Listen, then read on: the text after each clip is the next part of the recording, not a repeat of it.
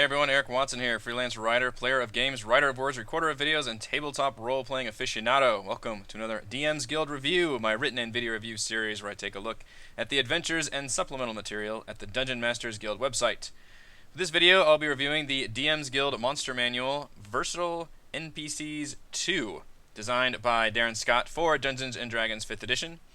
A review copy has been provided for the purposes of this review. If you enjoy my videos, consider supporting me via patreon.com/roguewatson. Shout out to my platinum patrons Andrew, Brian, and Richard, and gold patrons RPG Papergraphs and Charming Grenade. Thank you all for your support.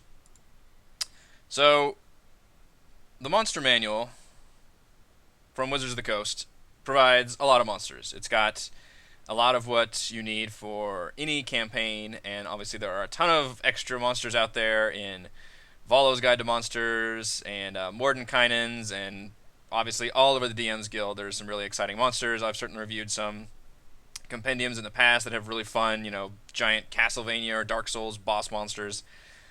But when you're really looking to fill out a campaign, one of the things that you need are just not quite as exciting NPC stat blocks, which is what this one does. So Versatile NPCs 2, the sequel is, from what I understand, it kind of repurposes ones from the first release and adds a bunch of new ones. So you get 66, I believe is what my count was, 66 NPC stat blocks that are basically would slot into that miscellaneous humanoid section towards the end of the Monster Manual, which is, not the most exciting monsters for sure. If and I'm using the word monsters in a very generic to mean basically NPC in this case.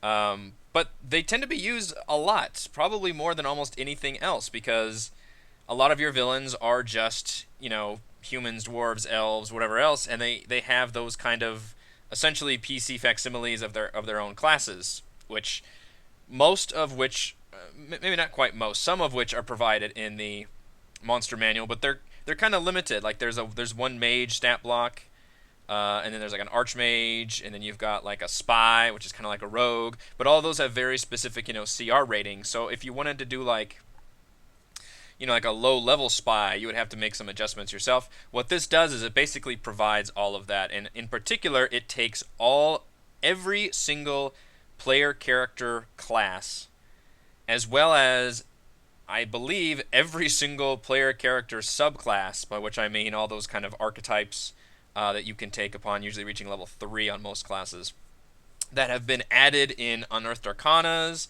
and through like Xanathars and all the various resources since the Player's Handbook came out, and turns them all into NPCs that you can use. It's kind of going for I was going to say quantity over quality, but that makes it sound too harsh. I think there is definitely some quality here for sure, but just know that a lot of what you're getting is things that have been just slightly tweaked from those few humanoids in the Monster Manual, as well as literally just the work being done to convert player character classes into NPC stat blocks. So none of it is going to be like necessarily new and exciting, but I think it's also very useful and frankly probably more useful in the long run than any other monster compendium resource, because you do end up using, I think, these kind of NPCs more than anything else, unless you're just doing like a one shot in a dungeon that's just got monsters in it. But if there's some kind of rival adventuring group, or a town has to take up arms and fight, or it's a noble's entourage or a caravan, or whatever reason you've got, the guards of this NPC, you can use more than just those same, guard, veteran, champion, knight, stat blocks. This does provide a lot more than that, and it can be a lot more diversifying and fun. Particular, I think this would come in very handy for like the most recent Dragon Heist example, for a campaign example, because that one is in a complete urban setting, and you end up fighting a lot of those kind of NPCs that are basically just humanoid. So I think that this could come in very, very handy for that. I'm not going to run through all of these because there's obviously quite a few here. They all are provided in bookmark form in the PDF. There is a note here that's nice, which is it does use some spells that were added in Xanathars, and it just has a note here if you don't have Xanathar's Guide to Everything, then you can replace some of the spells that were added there. Although I think a lot of the spells were actually from Unearthed Arcana and from the Elemental Evil Player's Companion, which all of those are free things that you can just download. So most people would probably have those resources. The introduction provides a nice note about how the fact that these are basically meant to be templates for the most part, and you can easily swap, weapons around, and obviously you can make them any race or any alignment. They're very, very not specific, like as if they were, a monster. These are, in fact, a lot of these classes you could even paste onto a monster, and those are examples that are used in here. So, for example, you could have, a Yuan-Ti ninja or a Yuan-Ti mage or a kobold alchemist. You can essentially take monster stat blocks and then, for the most part, make them more powerful by giving them this additional actual player style class, which also could be fun if you're making one of these things maybe be one of like a party member companion. Then it would make sense that they would have more of a PC style stat block than just their kind of generic monster stat block. So I think that could be really useful. They are presented in alphabetical order, obviously, and for the most part, you are looking at basically CR, where the lowest is 1/8, I think, up to maybe like CR 5 or 6. There are a few exceptions. There's some really, really high, like this legendary mage here. They're always, the ones that are really high, they have other versions, like a monk grandmaster. There's also like some regular monks. But for, if you wanted to use a really, really high level version of that, then it is certainly there. One thing I really love is the presentation. Presentation goes a long way with me when you're making your PDF. If it looks good, if your font is solid, your organization looks nice, your graphical style is solid, your artwork is good, like all of those things can really, really add to how I feel about the entire product. So even if the product is like middling, which this one's not, I think it's good, having a good presentation, good artwork, and all that really can elevate it. And then obviously that works in the same way. If the content is good, but it looks, not great, it looks very amateurish, or like not a lot of care has been taken to it, then that can bring the whole thing down. So in this case, I think it does elevate it quite a bit. Almost every single of the 66 entries gets a what would you call this kind of art? Just like a figure for each entry. Not quite everyone, but most of them. And the art is really, really good. I really enjoy it. I mean, it looks like the kind of art that I would want to use if I was playing like a video game that had, an ability for me to upload like portraits to it. This would be the kind of like art style that I would be looking for, which is a big compliment. And obviously, it helps because it lets you picture, what an example of that character would look like. I'm just kind of scrolling here, looking through. That's a great one for the Cavalier. This is a great example too. So the other thing I really like that I think this one does above and beyond compared to a lot of compendiums is it gives you sample NPCs.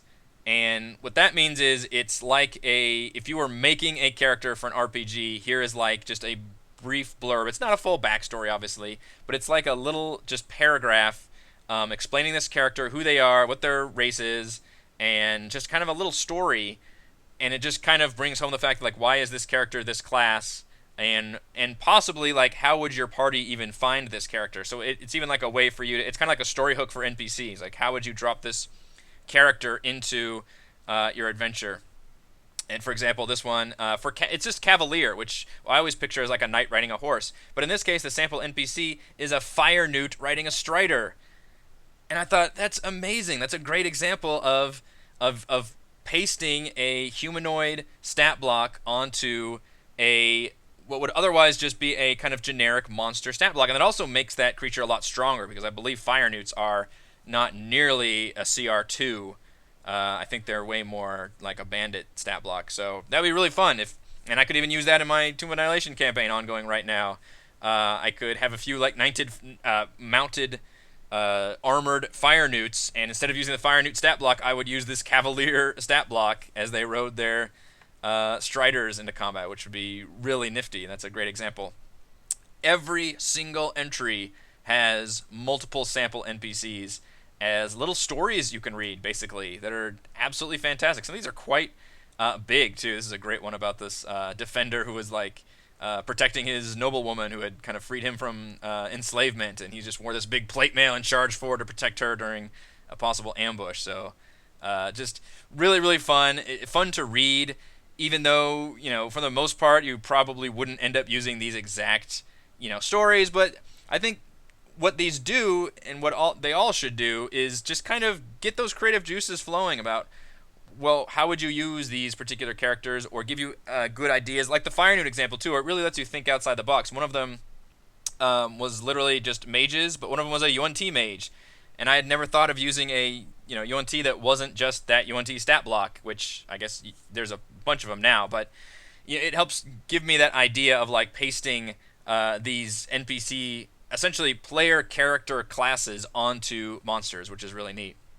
One of my favorites here, the honor-bound fighter, clearly like a samurai inspired stat block, has a really neat ability. When it has 20 hit points or fewer, the fighter has advantage on attack rolls. He actually gets stronger as he gets weaker, which is pretty nice. And of course, advantage on saving throws against being charmed or frightened.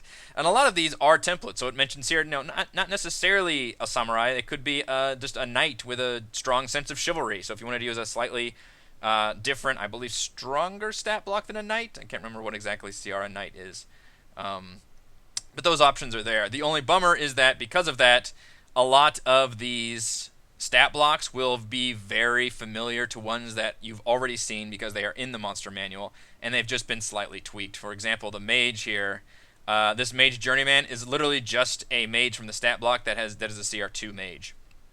It's just the same thing but just scaled down, and that's not bad to get that. And the nice thing is there are 60 plus here, so it's not like that's taking it away too much, but a lot of the content here is just taking stuff that's already there and just scaling it up or scaling it down. So for example, if you wanted a CR19 legendary mage, you could do that. If you just wanted to have a neat villain that was not really a lich or behold or anything, it was just a dude or a dudette that was just a really powerful mage, you could certainly do that way. Some of them seem a bit superfluous. I have to check my notes, but it's like there's a soldier, which is really just a higher level guard, a slayer that's kind of a more powerful berserker, this mariner, which just a slightly tweaked bandit. So again, it's part of that quantity over quality, in that there's just a lot of options here, and they're not all that exciting because a lot of them are supposed to be very low CR, and just humanoid stat blocks. So there's not much that you can do. So I appreciate that they just really squeezed blood from a stone here and just got as much content as possible, even though a lot of it is kind of overlapping and familiar. But if you're into stat blocks, if you're into being able to give your NPCs classes over just the few that are available. Like one of them is a paladin, and I realize there's not really, I don't think, somebody can correct me, and people often do on YouTube, which I appreciate because I often get things wrong, but I don't think there is a just straight up paladin NPC stat block. There's like a knight, and there are cleric, some kind of cleric type stat block, like a priest, but I don't think there's a straight up paladin. This one does provide a good paladin stat block. It's a CR5, so it's a pretty powerful paladin, AC of 20, and just has all those kind of abilities that you would expect. The holy weapon, kind of like basically a divine smite, lay on hands, divine sense, has all those abilities. So if you wanted, essentially as a DM, to have NPC PCs, this is a wonderful resource for that. You don't necessarily have to have those NPCs join the party. They can be just villains that just happen to be, humanoids instead of some kind of a monster. Or you could give a monster, a humanoid style monster, a bugbear, whatever you've got, and give them a class like a paladin or something, just to make it a little more interesting and more thematic. It could definitely be more thematic if that's part of their backstory. Yeah, I'm just scrolling through. There's not nothing really that worried me. It's just a few of them were just not very, like this rugged warrior. It's hard to complain about having too much of a good thing. So I think it's perfectly fine, but just some of them, that number feels a bit inflated because there is a lot of overlapping here. I also like this style right here of the art of having having it pasted in the background like that. with kind of an opacity. Looks really nice. It makes the pages that don't have art kind of stand out as a little more boring, like this one. Psionic is really cool. Also, there's a cool group of like kind of steampunk or spellpunk stat blocks. There's like from the Unearthed Arcana added some like the Artificer and like a what do they call it here, like a Thunderer. So there's a couple that if you're maybe using like Eberron, or if you've just got more of a arcane punk, whatever the terminology is. There's some really neat stat blocks in here that you would be able to use. I'm trying to scroll down to find one of them if I can. I believe it was a Thunderer. There we go. That's a cool picture too. Just a giant like fucking flintlock shotgun. Um, it's really nice whenever they expand upon an idea. So for example, the monster manual has, I believe, a tribal warrior, and that's kind of it.